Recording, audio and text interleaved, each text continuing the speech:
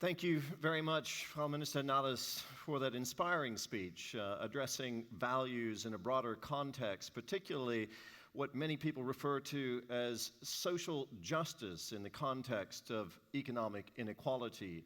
And you applied it wonderfully to a broader context, looking beyond Germany to the rest of the world.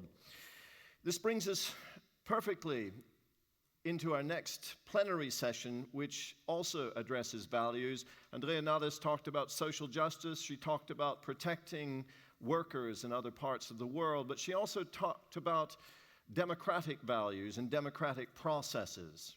And that is the subject of our next plenary session, which begins right now.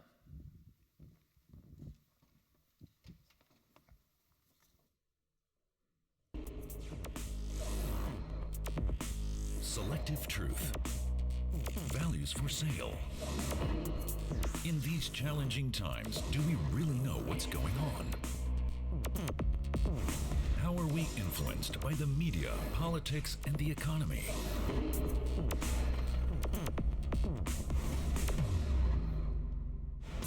Today's generation is affected by massive challenges such as war, instability, and mass migration.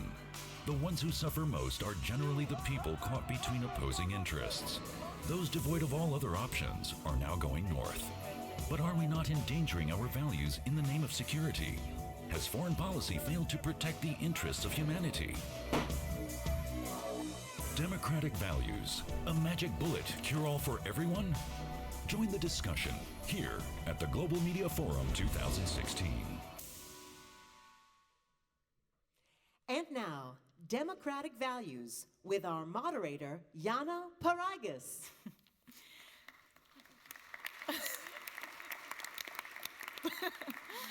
Good morning and welcome. If you need a translation, you can use the headsets. At channel 2, it will be in French, and channel 4 will be in German. And please put your phone on silent. That would be great, on silent mode. Democracy is supposed to be the export hit of international politics, but is it really? I mean, wars are fought with the argument of bringing democracy. Terrorist groups like the so-called Islamic State are on the rise in the last couple of years, and the way some European states are dealing with the refugee crisis don't really reflect democratic values. We will discuss it today. The question, are democratic values really a magic bullet cure-all for everyone? And I'm very pleased to introduce my panelists. There is Alojz Peterle, former Prime Minister of Slovenia and now member of the European Parliament. Welcome. Good morning. Claudia Roth of Alliance 90, the Greens. She is Vice President of the German Bundestag. Great to have you on this panel. And Jerzy Pomianowski, Executive Director of the European Endowment for Democracy. You support local actors of democratic change, and you're founded by the EU. Welcome.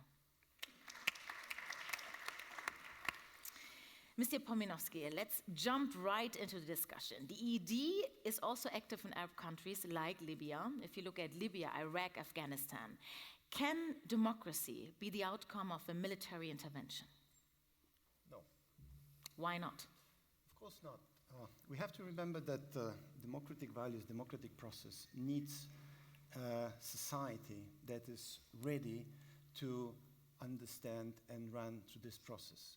One of the core elements is civil society, are people who are ready to organize themselves along different platforms and then express themselves in a peaceful way and then build a state or build an order in which they all enjoy certain freedom of development, freedom of action.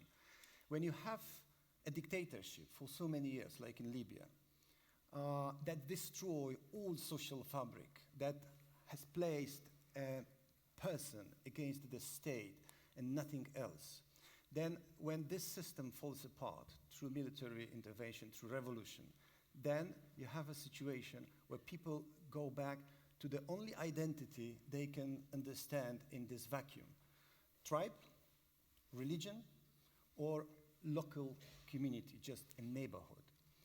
And this is the moment, and it can happen with international intervention, but it can happen with the just a revolution that is triggered by atrocity, but that it's not yet a form of building a state. It is just a form of protest.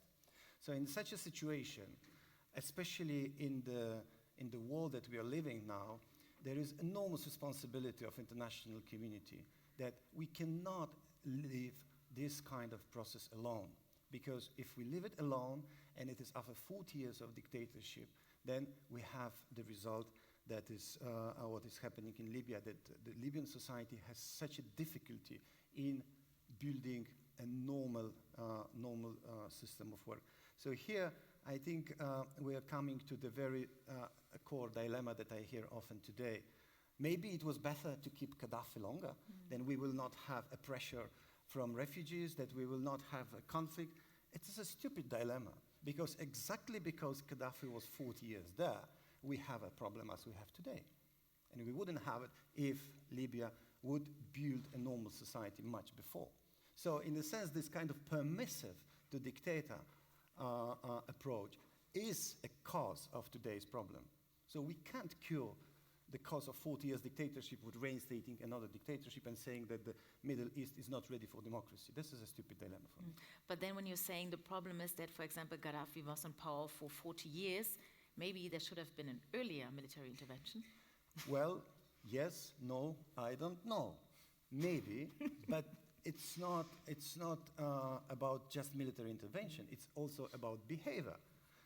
The president of France, the president of the prime minister of Italy, they were embracing Gaddafi, they were visiting Libya, they were making business with it for so many years. Everything was okay.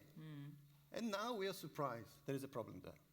So, but Ms. Roth, now we just heard Mr. Pomjanovski's argument saying that the situation after military intervention is often more chaos and more violence, right? That's something you probably knew already when your party voted for an intervention for deployment of the German Bundeswehr, the German army in Afghanistan. Why did you still send the German army to Afghanistan then?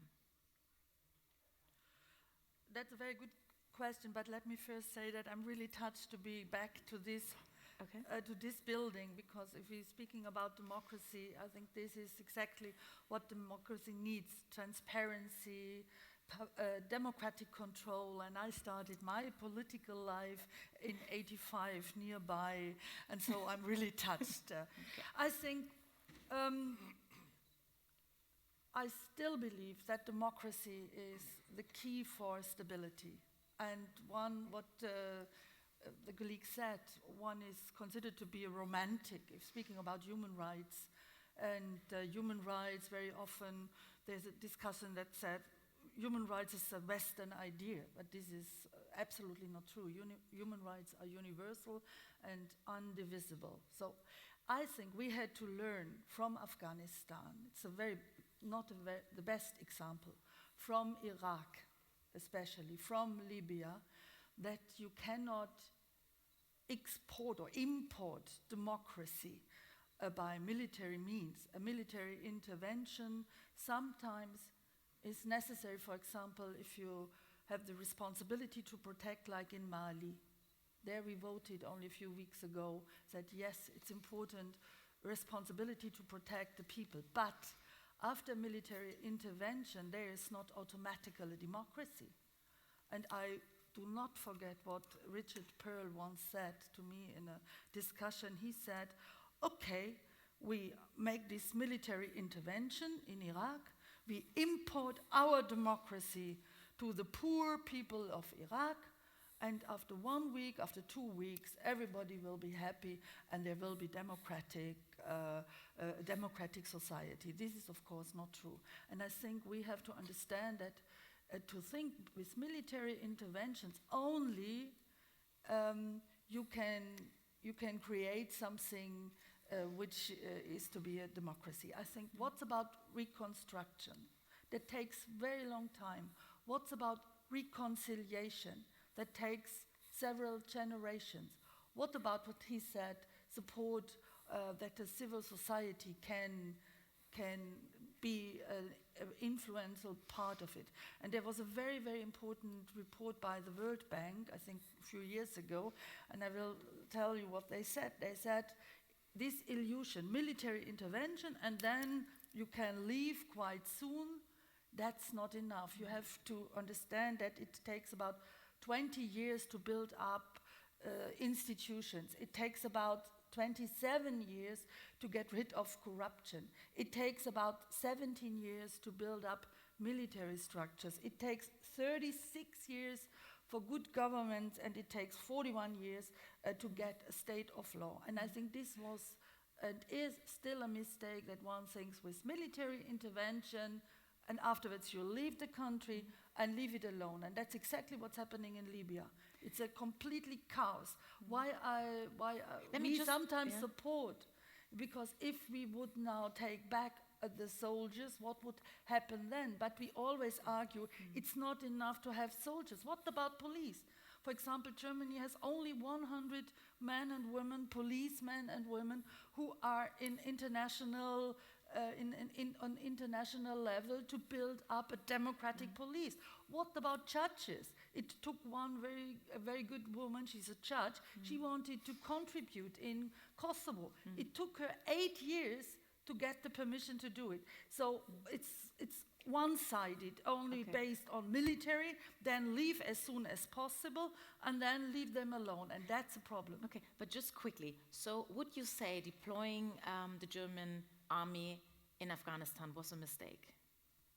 The idea that with the military intervention and the idea of immediately equal rights for women, or the idea to import only our idea, was an illusion. Okay. Was an illusion. Okay. And therefore, I think it's still needed to have them there, but you have not to forget all the other things which are really more important, really to get a democracy. Okay. And it's absolutely right. I very often hear, especially in the countries where the Arab Spring was also a longing for freedom, a longing for equal rights of the women of Tahrir in Egypt.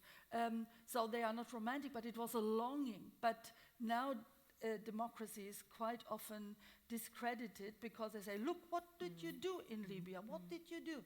So we have really to learn our lesson. Okay, let me come to Mr. Peterle, because your country, you've used to be the Prime Minister of Slovenia, has their own experience with military intervention and with building a democracy. You were Prime Minister in 1991, and you were the one declaring Slovenia independent. So what are your experiences with this topic? I would say that military interventions can be very different and in very different political context. In Slovenian case, military intervention was not necessary. What we wished was democracy, independence, and European perspective. And we were punished by that by Yugoslav Communist Army, despite the fact that in the then Yugoslav constitution there was the right for self-determination and even for secession. So I still remember how it was in June 25 years ago. After proclamation of independence, we were attacked. We had war in Slovenia, which lasted several days. Then it moved to Croatia, then to Bosnia and Herzegovina. And now I will speak about another type of intervention which did not happen. If Milosevic was prevented to use the weapons of the entire Yugoslav army on behalf of his own nation or republic against other republics, what happened then when the war moved to Kosovo several years later? Then I think we wouldn't have this tragedy in Yugoslavia. In this case, I would speak about the necessary intervention. And the information was there. There were powers which were able to intervene, but they didn't. So in fact, Milosevic was allowed to do what he did. And there was no European common security and foreign policy or defense policy. We were witnesses of that tragic wars in Yugoslavia with several hundred thousands of victims. Don't speak about refugees. We had to deal with many refugees in Slovenia at the time. And there are other, so let's say that in Slovenia we had some experience with democracy before, no? So we wish to re-establish it. The same was in the Baltic countries, 3 Baltic countries which were occupied in the time of Soviet Union. The same was in Czechoslovakia or Poland and Hungary. Those countries had democratic tradition. But then if we move to Afghanistan or to Libya or to other Northern African countries, there the situation is different. Military intervention can change something, but is not able to introduce democracy. No, I remember, as a member of the Foreign Relations Committee in the European Parliament, we also shared expectations that now another time will occur, but those nations or those people didn't have democratic experience. They were not prepared for that change which came suddenly. But yeah? Can I add something? I think you can see the difference. If you see Iraq, there was only the idea of the Americans, some supported by Britain, Great Britain and others in the European Union, divided, by the way, the European Union. There was no idea what would happen after the military intervention. There was no idea how good governments or state building or who are really the powers. Nothing. And this was a terrible mistake, I think. Afghanistan was a little bit different. I think in Afghanistan, from the very first moment, there was the idea of including the society, representative of the Afghan society, having an idea how to rebuild Afghanistan after the Taliban. But a very good friend once said to me, this was really good. You had an idea, military intervention, but then immediately starting a political process. But he said this was probably an idea if Denmark had collapsed or failed, for something for Denmark, the perspective from Europe, but had nothing to do with the reality in Afghanistan. So democracy, yes, but it takes time, and it takes much more than only military. I mean, there's something you try to do, Mr. Pomianowski, with the EED, right? To strengthen local actors who support democratic change. But isn't it a really fine balance between promoting democracy and basically promoting regime change or intervening into internal affairs of a country? I was just thinking about Libya and the government of national accord, which is backed by the UN. But a lot of people in Libya are not happy with this kind of interference. So how do you try to deal with that? Well, let's maybe go back to the main title, the values, democratic values. Because when we talk about specific political process or revolution, we are forgetting how complex the issue of democracy is. We are having problems with democracy on our own continent. We are not yet done with the concept how democracy should work, what are democratic values. If you imagine the issue only of majority voting, which is at the center, but it's not all about democracy. And if you ask, for example, one big Catholic state in Europe that happens to be my home we're talking about Poland, country. I guess. Yes, I'm coming from Poland. And then if we go with a referendum about death penalty, I can assure you that the death penalty probably will be in referendum accepted, because that's the kind of majority feeling in Poland. If with the same Catholic country you will go with referendum on abortion, probably also majority of people will say, well, it is acceptable.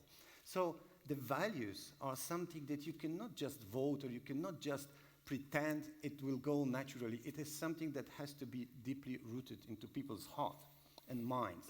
And this is what we should call deep democracy. And sometimes even in our societies, though core values, deep values, are not values of majority, although majority doesn't say it openly.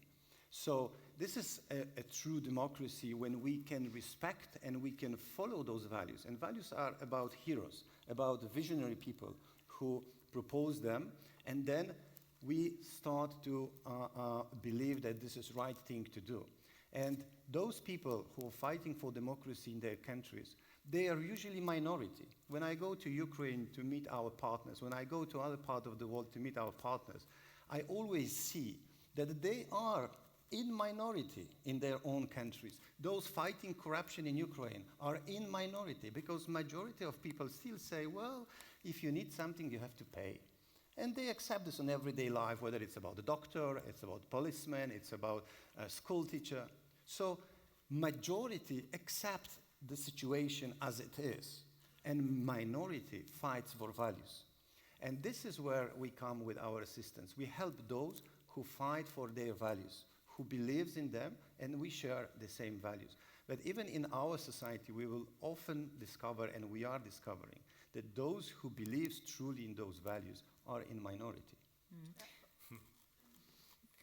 But I think there is a loss of confidence in us as Europeans, or those who are speaking about values, or about democracy, about human rights. I very often, when I was Human Rights Commissioner of the certain time of the Red Green government, or President of the Human Rights Committee, when we were in the regions, for example, in Iraq or in Turkey or in other regions, they said, you speak about democracy, you speak about human rights, what about Guantanamo? What's about Abu Ghraib? So we are speaking about the values of no torture allowed. But then what happened in Abu Ghraib? And I think this was terrible. This was terrible because we lost the credibility that we ourselves are really respecting these democratic values. The Convention Against Torture, for example. And the pictures of Abu Ghraib, I will never forget them. They were spread all over the world, and they said, don't speak about democracy, don't speak about human rights if you are doing it without any respect against the dignity of people in Abu Ghraib and still in Guantanamo. So confidence, loss of confidence, and the lack of credibility. Only a few weeks ago, I was in Algeria to get an idea about the security of human rights there. And we spoke about the freedom of press or the repression. We spoke about civic rights. And then they said, okay, wonderful what you are speaking about, but what's going on in France?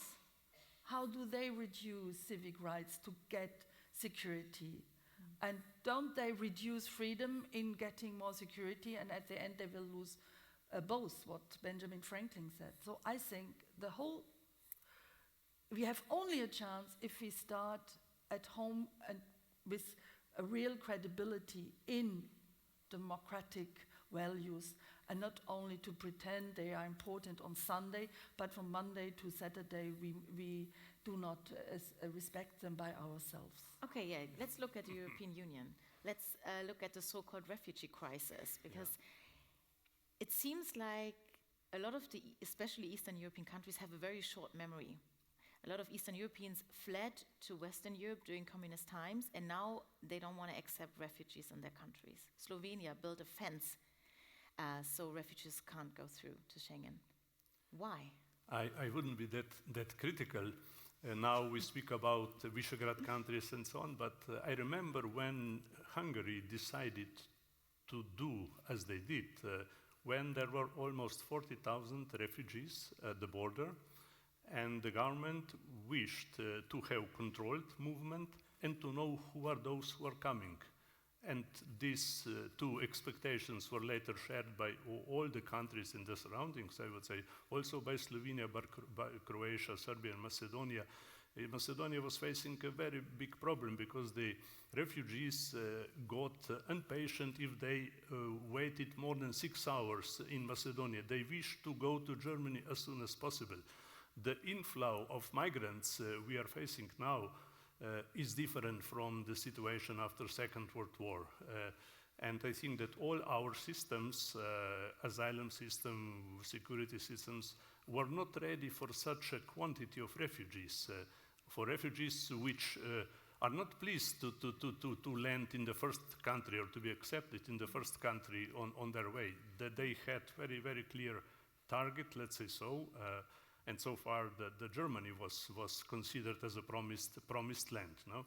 And I think that now that we needed quite a long time in order to agree what to do together. And I think that in Central Europe, maybe we will not face such a development if European Union was able to protect external borders. But this was not the fact. And then individual countries had to deal with such a big quantity of refugees. So I think that this issue is quite complicated and comprehensive. And without European reply or solution, which now I would say is functioning much better, we have also agreement with Turkey, which is not enough. We would need agreements with all countries where... But one second, Mr. Peterle, how can we even talk about a refugee crisis knowing that the EU has 500 million inhabitants and there are 2 or 3 million refugees? I mean, if the EU can't even deal with that, of course, most are now going to Germany or to Sweden or to Austria, but if all of the countries would take some of the refugees, there wouldn't even be a crisis. So why does Eastern Europe have such a hard time accepting that? I would be pleased if this was so simple and statistically, I would say, that we would speak only about the distribution. If we count, also the Pope said, if each parish would take 1 or 2, I mean, and so on, we can count in different ways, but we have to deal with the opinions of governments, with the opinions and fears of people. I think if in some countries the policy would be different, we would provoke, or they would provoke, maybe true right-wing movements which would deal with refugees in a different way. And this is why I think that European solution is the best, but it was not possible for a certain period of time. And some countries felt not to be respected enough in the preparation of the decisions and so on. But what kind of European solution would you prefer? A mandatory quota system? I think that it can function only what the member states will agree upon. This is, at the moment, we are not speaking about more Europe, but how to avoid less Europe. And we will, only that will function what will we agree upon. And the member states have their competencies, their rights, and we have to consider that also in the so-called Western countries, I will not name them, but we have movements or populist lines and radicalisms and so on, which are very, very radical and sometimes unhuman, I would say. Then also the fact that Europe itself exported people for ISIS and so on. It's another fact. So we are living in a very complicated situation. If I may put these questions differently, because it's exactly, we started with Libya. And I said that what we have today in Libya is not result of intervention, it's result of 40 years dictatorship. If we look into refugee crisis as it is the problem for us today, of course we are falling in all those dilemmas and strange narratives that we hear around Europe, whose duty is what. But again, I was in February traveling through the refugee camps in Lebanon, looking what we can do better there. These people are there for 5 years. For 5 years, not 1 million. In Turkey, Jordan, and Lebanon, there's 5 million of refugees. When we wanted to stop refugee crisis, we mobilized 3 billion euro for Turkey over a 2 months process, political process. 5 years, people are there, and we cannot mobilize 150 million for education of the children in refugee camps. So, in a sense, we have to also see our own hypocrisy. Whatever and whoever is right, whether we are right opening doors or we are right building bigger fence, which I am not in favor, of course, but it doesn't matter because the crisis is elsewhere. It's not a refugee crisis, it's a Syria crisis. That is a real crisis. The fact that Assad started shooting at people who were protesting peacefully, that civil war started, that Russia is supporting, that Russia is bombing Aleppo instead of ISIS. So these are the real problems. And they are triggering other problems. And the 5 million of people around Syria, they don't know their future. They don't want to migrate to Europe. They just want dignity in the situation they are there. And they suddenly read in the newspaper, and they were asking me this question. They read the newspaper that 3 billion euro is mobilized for Turkey to manage refugees on their territory. And I am asking, where is the Turkish police on the border, stopping bandits taking 3,000 euro from each refugees to go on the boat that will sink in the half of the sea? Where is the Turkish military to do this? So there is such a complex issue that we cannot start talking from the last centimeter of the 100 centimeters of the meter. I mean, we have to see the picture as a whole. Yeah, So, may yeah. I add, you know, the problem is that international players, together with the European Union, are not able to finish the causes of the problem. And in Syria, which was mentioned several times, there are different players are shooting to different targets. So we will never end that war if this continues like that. And the refugees are a consequence of that. And I think for me, as a member of the European Parliament, the main question is what will happen to Europe. We have to answer several questions about ourselves. And if those questions will be answered, then we will manage other external challenges easily. I was also in the European Parliament quite a long time, 10 years, and I'm a convinced European, but I do not remember such a shameful behavior ever and such a lack of, once again, credibility. And I think that Europe, with its values, is in the profoundest crisis ever. Because the perspective is not how to protect refugees, but how to be protected from refugees. And my idea was not to build up or to live in a fortress Europe. And that's exactly the idea. We face new walls in Hungary, Bulgaria.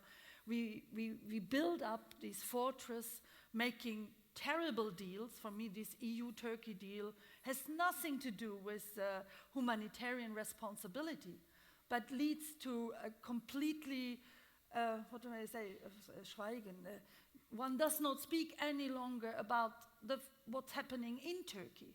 One allows an autocratic leader, Erdogan, to oppress the opposition, the minorities, to have a war against the Kurds. One does not criticize anymore what's happening in Turkey when they are sending back refugees to Syria, when they are shooting at the borders, when they are building up now,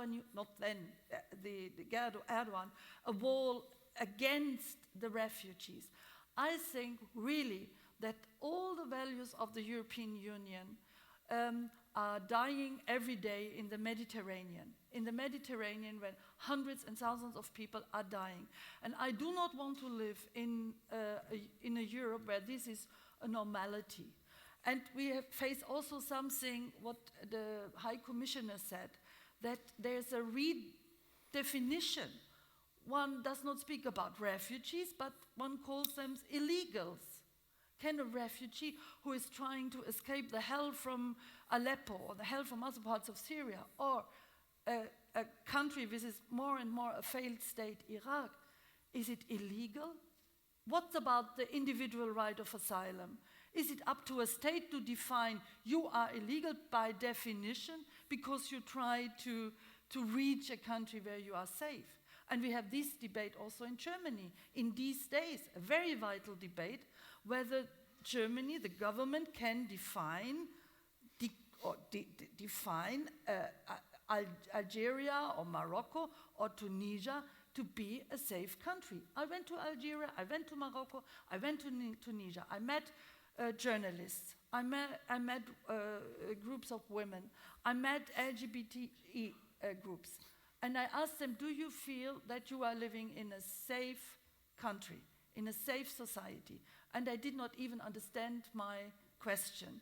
So I think this is very, very dangerous for our values if we start to redefine the reality because of an interest that we get rid of refugees. And this is a very, very profound crisis. And the next thing, we are speaking about the causes of flight. Yeah, people the fleeing causes, the country. reasons. Why are people forced to flee, to leave their home, their houses? And this discussion, which is terribly necessary because we should also reflect our responsibility, is more and more reduced on fighting against causes of flight means to build up new walls. What about arms exports? You spoke about Syria. Who is one of the main actors? It's Saudi Arabia, also Qatar. One knows that Qatar is a financial actor of the Daesh. Why the hell is Germany sending still weapons to these countries? So this is also, we are contributing in creating these reasons of people to flee. What about agricultural policy, agro-industrial idea, where we send parts of the chickens we do not eat in Europe because they are not the best one, to Ghana and destroy the local markets of people. They have no chance for a future. So if we are really credible and if we are really responsible for these terrible humanitarian tragedy, we should also start to make a new policy, trade, agriculture, arms export, not to forget climate change and climate policy, because all the experts speak about no more from 60 million refugees, but about 400 and 500 million refugees. But for me, this Europe, my Europe, is losing all the credibility, all the power, and all its wealth based on values in these days. May I just add something? Yes, please. So, if you were still our colleague in the European Parliament, you would follow very critical debate in the European Parliament, not only in the AFET committee on Turkey, very critical voices, but also very different voices as far as migrants or refugees are concerned. And I would say if Europe was fortress, nobody would enter, but 1 million entered almost without problems. And we never had such an inflow. Now, But I'm sorry to say, without problems, I mean, last year I think 4,000 people died in the Mediterranean Sea trying yes, to cross. we stand each session of the in Strasbourg at plenary. We have a moment of silence for those who died in last months, and there are day by day new reasons for that. It's frustrating for us, and of course, European Parliament does not sell weapons, but there are countries which do that. I would say. In quite extent. But a moment of silence is not enough. Sorry, I know that the colleagues in the European Parliament are different to some of the governments. But what do you say when the president of Slovakia says, okay, probably we take 100 as something. We take 100 under one condition, that they are only Christians. I think this is disgusting. Sorry, because it does not understand that we already living in Europe in a multicultural and a multi-religious society. And saying this, we take only Christians, is the most dangerous thing for the Christians in the regions where there is war and they are under pressure. And why the hell there is not yet a European Seenotrettung? This is, pardon? No. So we have our military boats in the Mediterranean, but there's not a civil Seenotrettung. Sorry, I don't know the English word. European ships save refugees. Yes. I'm really so frustrated. I was very happy what we did in Germany, and I think still our societies or people in our country are so open to receive more people. But we had one summit after the others when it comes to financial interests or the bank, to save banks or whatever. But what about now? It's about saving the lives of people who lost everything. I deal with in the countries where we support democracy, human rights fighters. I deal with people who are ready to die for their values, who are ready to lose their freedom.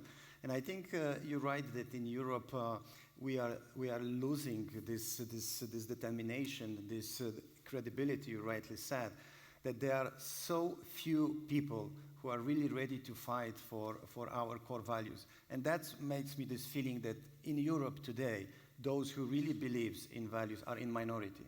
And that is something we have to change, because if we believe in those values, if we believe that there is right for refugee to receive help from us, then our politicians who are elected by us will see it. And they will not play this kind of, again, referendum format, because it's true. I don't know what would be resulting of referendum in Germany if we today do referendum about should we build the wall or should we accept refugees. It requires heroism and courage to say, I believe in my values, because it may turn out that majority will not vote for me. And this is something that is really missing in Europe, and this is something that is a main cause for authoritarianism growing around in the world. But that no any other way. Either we believe in those values and we are ready to protect them, or the world falls apart. Okay, I don't want this to be the last word, though, of this panel discussion. That's depressing. For example, we're But- speaking about this EU-Turkey deal. I would really be interested why you think this is a model. I think it's very dangerous. We are so interested that Turkey is a state of law, that we support those who are, and there are many, many, many in Turkey, who are supporting democracy. But now, very often one can hear, oh, this is a wonderful model, EU-Turkey deal. Let's make it now with Libya. But with whom in Libya? Should we now make a deal with Libya? Should we now change the idea of development, the whole idea of the development policy in giving the dictator of Eritrea only money if he takes back people? So there's a whole, the perspective is completely different, only concentrated how we can get rid of, how we can build walls. What's happening outside is not of interest, and I think that will be very, very dangerous, because the conflicts will not stay out of the wall. I didn't speak about the model, but I'm convinced that this, what we have now, is much better than what we had before. I'm living in a country where we processed several 100,000 people who were not interested to stay in Slovenia. And this is, we can comment many statements. In each country I can find very anti-refugee statements from different political sides. But the main issue or question is how to agree in the European Union, how will work together, what we will undertake in that regard. I wouldn't see a general lack of humanism in European Union. I know people who accepted refugees and so on, but I see also when I follow debates in the European Parliament that it's an issue we never had before in such an extent, and it's difficult to get political unity on that. And to agree. I would prefer that we followed, I would say, your expectations or your views in many respects, but it's a major problem, no? And member states have different views on that. Don't you think We- it's... Sorry. Sorry, because we don't have much time left. So I just want to quickly come back to the first question. I know it's terribly complex, this whole issue, but maybe just to give each a sense, the opportunity to have some last sentences. So democratic values, are they a magic bullet cure for everyone? Mr. Pomianowski. Please solve the problem in 3 sentences. In 3 sentences. The statistical data that is brought to us by the very big projects on analyzing democracy says that democracy never, or not never, but very unlikely makes a war with another democracy. So if we want peace in the world, it's better if we have more democracies in the world. Democratic values are not values that even in democratic society are always shared by majority, although majority accepts them as values. So it's a tricky sentence, but it is true. And democratic values are the only values that can make societies to solve their problems without fighting each other with arms. So this is a simple answer, and this is a magic bullet, but there is no way we can introduce it. It has to be born in the minds of hearts of those who want to live in peace. They have to come to this conclusion. That's only way. Thank you. Ms. Roth, an answer I- in Twitter lens, please. I would think it's important that we start within the European Union to really to think about what is the best fight against extreme right-wing parties. They are anti-democratic. Right-wing populistic movements, they are anti-democratic and anti-European. And there we really have a challenge. If we see what's happening with Front National or Vlaamse Belang, or to be continued FPÖ in Austria, or AfD, so-called alternative for Germany, which is nothing but an alternative. It's a danger.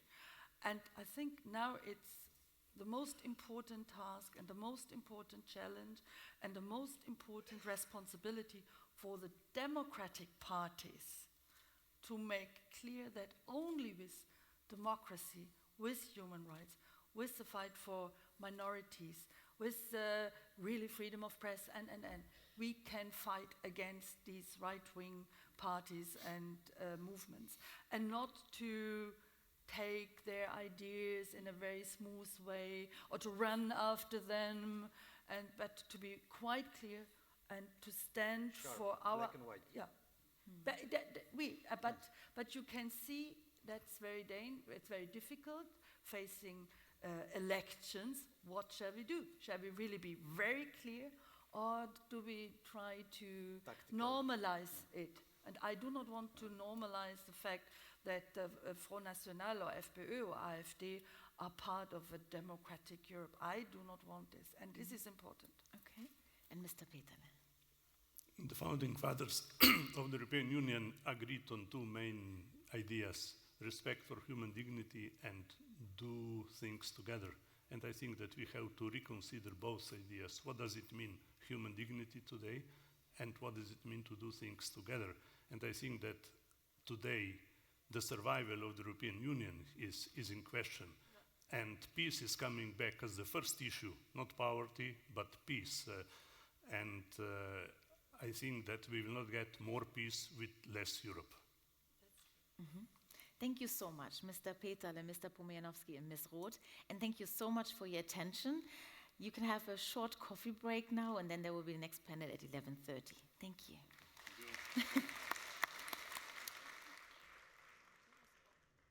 And if you want to get your name out there, stop by the interactive corner during the break for another rapid round of networking. Enjoy.